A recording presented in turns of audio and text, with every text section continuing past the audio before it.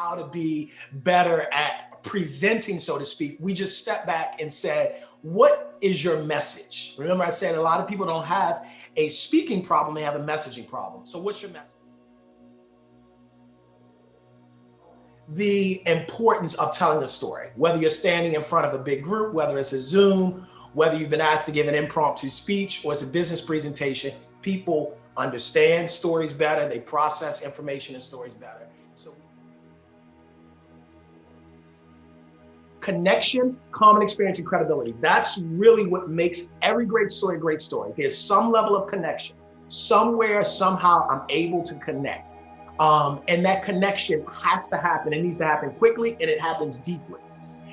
We talked about that common experience, which is that as I'm talking, there's something that you can relate to. This goes beyond just a mere connection. This goes beyond, I was interested in what this person said, or it sounded nice. This is, I saw myself in their presentation. I heard myself in their story. The power of having a theme. So then we talked about those subtle things that push a story. There's a theme, there's passion, there's emotion. That's where that connection comes in. It's not just that I'm telling you a story again about something else that happened, but I'm deeply invested and I am transmitting that investment, that energy, that all of that is going into my presentation. Remember? 6 core areas of communication that we spoke about. We showed Jennifer Hudson, the singer, and how she's telling a story.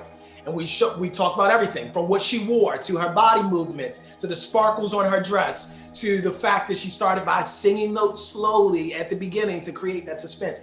And how the same way that a singer tells a story and the entertainer is telling the story is the same way that we're telling the story through those 6 areas. So first, verbal, pitch, pace, pause. How is my inflection and my up and down? My pace suggests to you how you should feel. It's not just the words.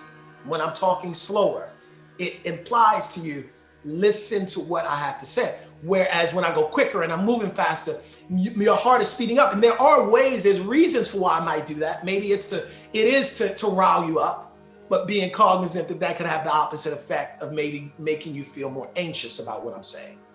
So we talked about knowing those, and then of course the power of an effective pause.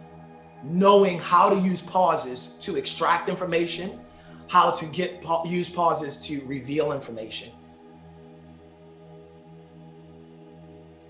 How to handle objection. When somebody says, oh no, that's not right, or that's too expensive, or I don't want to do that. How do I accept the objection, not dismiss it, show that I've understood it, and move on? The other tactic we discussed was mirroring.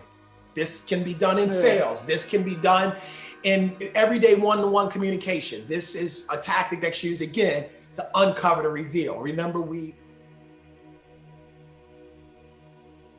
started with building this structure. How do you tell a story that can translate into any way you want to communicate? Be more concise, have a structure, have an outline, be clear on what you want to say. Practice it. Know what the audience is how to set up the structure. Bullet points.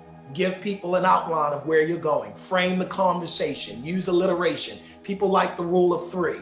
People like when they can follow along with exactly what you're saying. All of these things help your audience to stay on track, help you to stay on track, and help you to deliver the message more concisely and more compelling. We live in a world now where it's so much information, it's so much content. So this goes back to, what are you going to say? What are you going to say that's different? If it's going to be the same old, this is what I tell people like here in America, the same old, I grew up poor, I had to pull myself up on my own bootstraps. We've heard that a million times. So what are you going to add that's different? So if you're asked to give a speak or speaking on your personal life, and you have something unique if it's about that, right? But what is it? What am I going to say?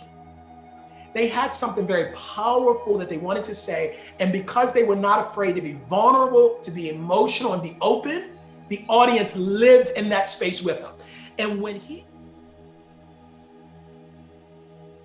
most people see it as a challenge. They see speaking as already this thing that they don't want to do. It's an obstacle. It's a, oh my gosh, don't pick me. I don't want to do it. So their orientation is already to be threatened. You know how we do when we're threatened as humans. We're not open.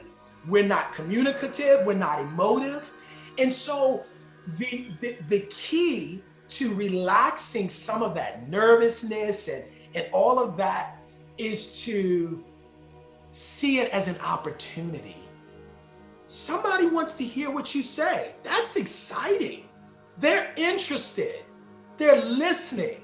They may not listen long, not in the days of Zoom where everybody's doing 2 things on every conference call.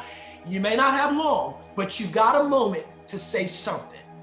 And what the heck are you going to say? And if you don't have anything to say, then sit down and shut up and just be, but if you have something to say, then let's talk about it. Denzel wanted to tell that audience, this isn't just about me. It's not about you. It's everybody that's coming after us.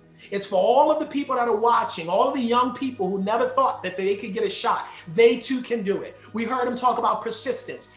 Barry Jenkins went 15 times, 20 times before he finally got the groundbreaking Moonlight role. Everybody can relate to that. Even if you don't know who Barry Jenkins is, even if you never watched Moonlight, you know what it's like to persist and to fail and to get back up. So he knew in his mind, that's what I want to talk about. He had in his mind something, and because he had something powerful to say, it comes across. The reason why a person may not get up and tell a story and cry in front of the audience is because of what? What people might say. They might laugh. It might make them feel bad. All of those things, but all of those things prevent them from being good speakers because they're too self-conscious. All of your insecurities, if you're not, and we all have insecurities. I don't care who you are. We all have insecurity. We all have things, but to be a really effective communicator, you've got to come to the place where I can forget some of that. If I have 1,000 words, I want to communicate 1, 2 ideas. I don't want to use 1,000 words to communicate 1,000 ideas.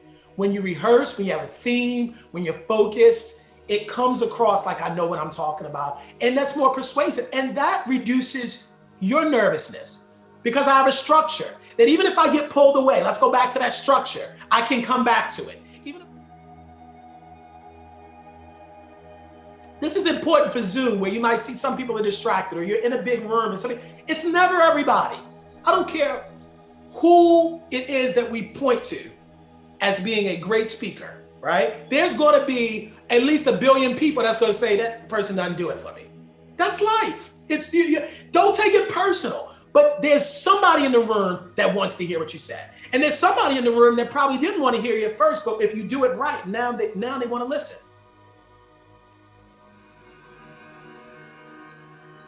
What are some practical things beyond what I've shared that you can do to be better at speaking? One is just start having more conversations with people, because that's really all you're doing. Get more comfortable at talking to people, at responding, listening to what they're saying. I have the floor. When you speak, you have the opportunity for people to listen, and you could say something that could change their entire life.